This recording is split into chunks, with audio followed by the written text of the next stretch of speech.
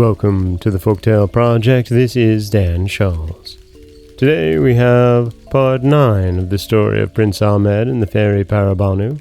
In our last episode, the sorceress, the magician whom the Sultan sent to trail Prince Ahmed and discover his secrets, has informed him that the Sultan should request a very interesting and very peculiar gift from his son and from the Fairy Paribanou. A pavilion large enough to hold all of his armies, but small enough to fit in his hand. Let's see if Paribanou can deliver on this bizarre and specific request. Today, in part 9, the story of Prince Ahmed and the Fairy Paribanou. Prince Ahmed never expected that the Sultan his father would have asked such a thing, which at first appeared so difficult, not to say impossible. Though he knew not absolutely how great the power of genies and fairies was, he doubted whether it extended so far as to compass such a tent as his father desired. At last he replied, "Though it is with the greatest reluctance imaginable, I will not fail to ask the favor of my wife your majesty desires, but will not promise you to obtain it.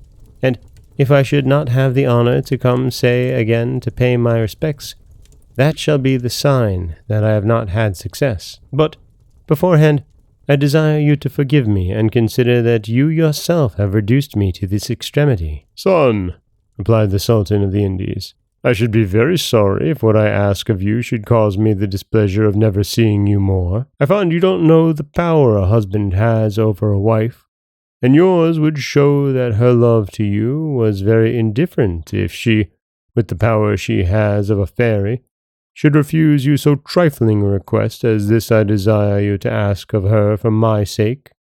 The prince went back, and was very sad for fear of offending the fairy. She kept pressing him to tell her what was the matter, and at last he said, "Madam, you may have observed that hitherto I have been content with your love, and have never asked you for any other favor. Consider then, I conjecture you that it is not I, but the Sultan my father, who indiscreetly, or at least I think so, begs of you a pavilion large enough to shelter him, his court, and army from the violence of the weather, and which a man may carry in his hand. But remember, it is the Sultan my father asks this favor." "Prince," replied the fairy, smiling, "I am sorry that so small a matter should disturb you, and make you so uneasy as you appeared to me."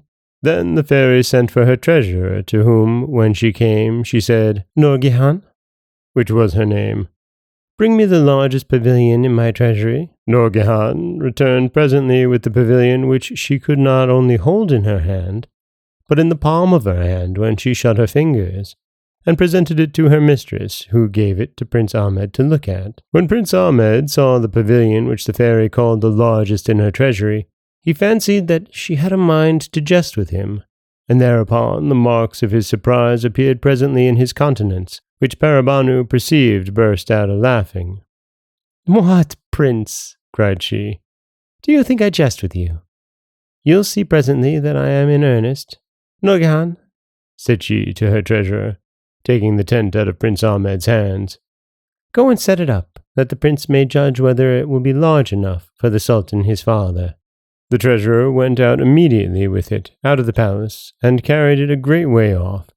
And when she had set it up, one end reached to the very palace, at which time the prince, thinking it small, found it large enough to shelter 2 greater armies than that of the Sultan his father's, and then said to Paribanou, "I ask my princess 1,000 pardons for my incredulity.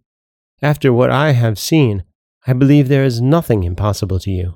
You see," said the fairy, "that the pavilion is larger than what your father may have occasion for you must know that it has one property, that it is larger or smaller, according to the army it is to cover." The treasurer took down the tent again, and brought it to the prince, who took it, and without staying any longer than till the next day, mounted his horse, and went with the same attendance to the Sultan his father. The Sultan, who was persuaded that there could not be any such thing as a tent as he asked for, was in a great surprise at the prince's diligence.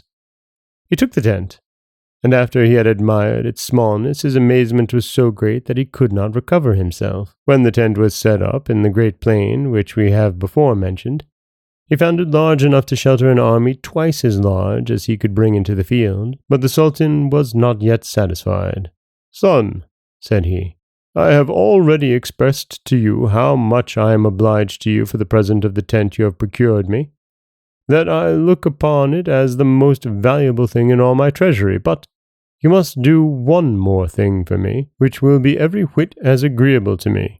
I am informed that the fairy your spouse makes use of a certain water, called the water of the Fountain of Lions, which cures all sorts of fevers, even the most dangerous, and, as I am perfectly well persuaded my health is dear to you, I don't doubt but you will ask her for a bottle of the water for me, and bring it me as a sovereign medicine, which I may make use of when I have occasion. Do me this other important piece of service, and thereby complete the duty of a good son towards a tender father." And that is part 9 in the story of the Prince Ahmed and the Fairy Paribanou. When we return next week, we will see the end of the story of Prince Ahmed and the Fairy Paribanou, and I do hope you've enjoyed all the twists, turns, and nooks and crannies that we've gotten into, because it is going to wrap up in a very, I will say, unexpected way.